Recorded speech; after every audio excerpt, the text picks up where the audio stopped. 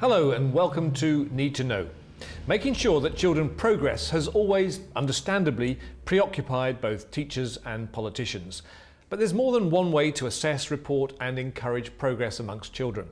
The question is, which is the most effective way to do it? In this programme, we're looking at the Making Good Progress pilot scheme, which is being trialled in over 450 schools across 10 different local authorities. Well, as I see it, we're all here to help children make good progress, and that's what most schools are doing. And what the Making Good Progress pilot has given us is the tools to support that. The Making Good Progress pilot has several components, ranging from assessment for learning to single-level tests. But before we start to unpack these, let's take an overview. And to help with that, I'm joined by Sue Hackman, the Government's Chief Advisor for School Standards. So, welcome, Sue. Now, given that Making Good Progress is still only a pilot, what do teachers really need to know at the moment about it? It's about making sure that all children fulfil the potential that they've shown they have. It's about one-to-one tuition, it's about tracking pupils, it's about doing something about it if children fall off their trajectory of improvement. That simple. So let's look at the 5 components of Making Good Progress in turn, starting with assessment for learning. Now this involves teachers tracking pupils' progress in much more detail than usual in reading, writing and maths. The idea is that they should then know exactly where each pupil is with their learning and be able to shape the next steps accordingly. But is it working? We've made good use here of the Assessing Pupil Progress materials, certainly in maths and English, and I think anything which helps teachers understand exactly where a child is and then plan learning activities that will take them to the next stage is really important.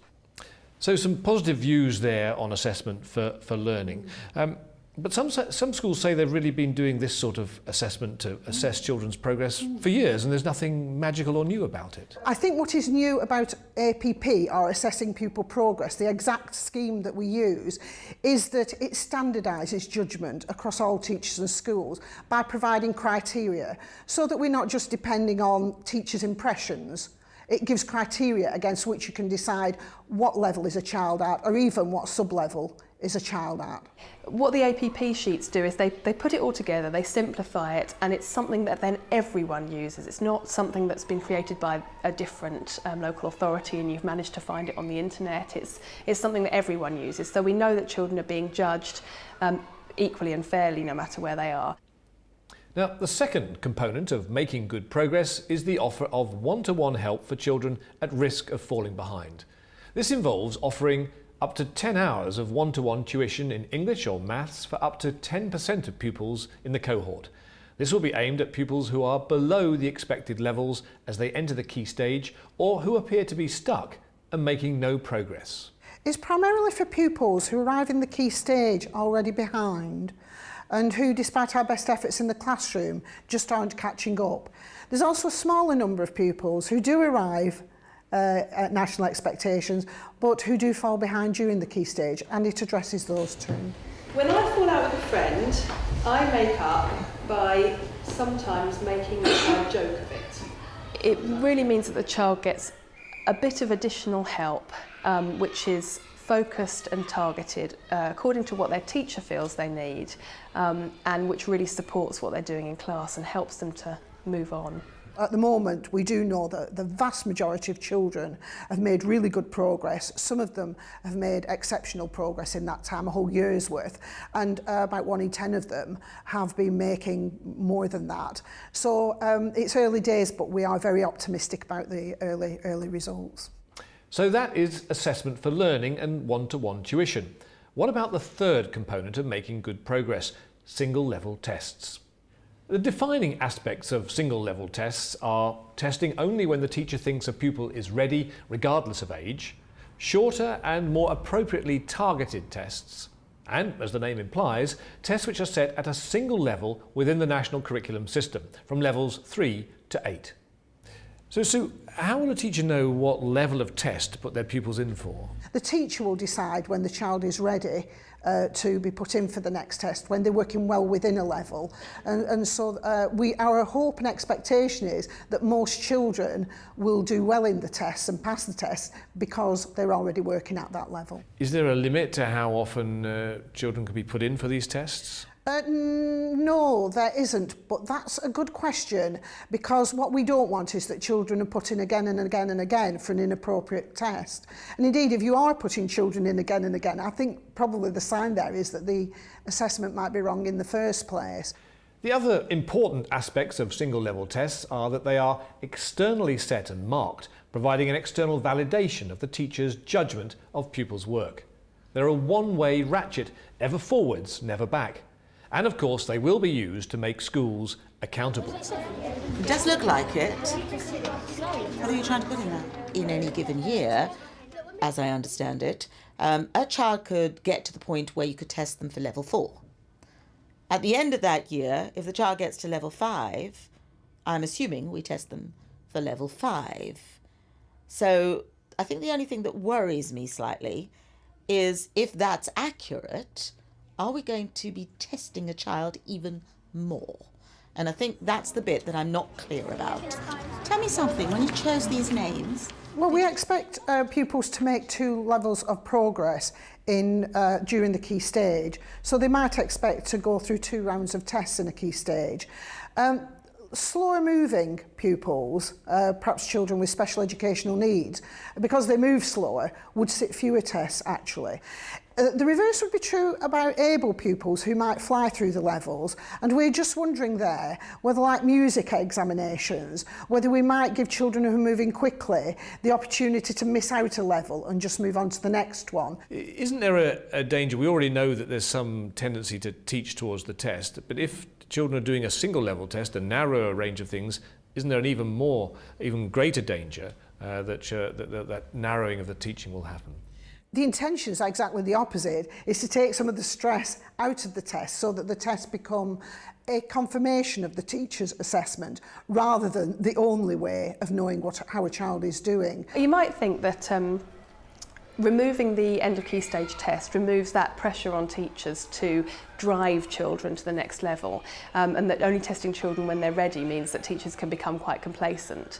But I've found actually that the assessment aspects, the teacher assessment aspects of the Making Good Progress pilot have really led to an increased focus on target setting and moving children on, and that's where the pressure comes from. It comes from the curriculum as opposed to from the test. And that's been a real improvement that I've noticed being part of the pilot.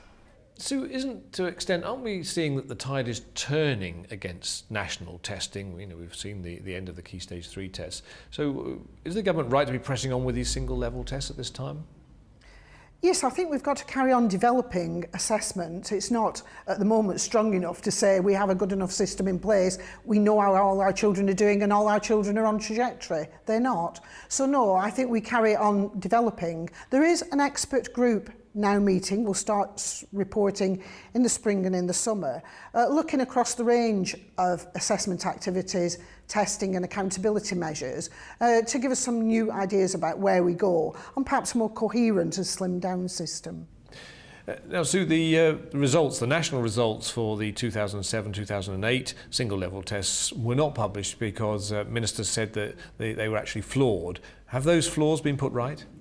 The flaws mainly occurred in Key Stage 3, and as you know, we've discontinued the single level test in Key Stage 3, so I suppose in that sense we've got round that problem. In Key Stage 2, the results look plausible and strong, but QCA, rather than us, decided that we couldn't use the results. Let's look now at the 4th component of making good progress, progression targets. At both primary and secondary level, there's been a particular focus on speeding up the progress of the underperforming child. So in the pilot, schools have been given performance targets to increase the number of pupils making at least 2 levels of progress within a stated time frame. Progression targets work by measuring the number of children, the percentage of children in the school that make 2 levels of progress in a key stage. Every 4% is 1 child in a typical classroom.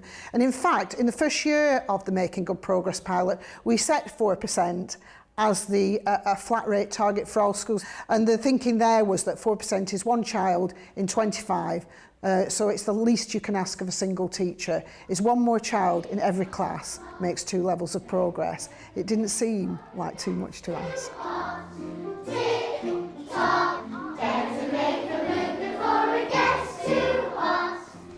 It's not something that we have found as a school motivating. It's very difficult to understand the formula by which the progression targets are worked out. Last year, because we had 100% of children making their 2 levels progress, it was impossible to set the required targets. We would have had to have set targets for 104%. So I do find the progression target can be slightly silly. So interesting concern there that if a school is already getting all of its pupils making the right amount of progress, how can they get any better? They're doing exactly what we want. They're getting all their children making fantastic rates of progress, and they will be rewarded appropriately. Well, that brings us to the final element of making good progress, the progression premium. It's about an incentive to reach those children who are the hardest to reach and to reward schools that do a good job with those children. There are rewards for every child that comes from behind and makes 2 levels of progress, but there's an extra award, around £300 per pupil, where a school adds to the number of pupils who are doing that. As a school that's been part of the pilot for a year, I don't know yet whether we've received any money, what money we have received, I don't know what money to expect, and frankly I'm not motivated by it.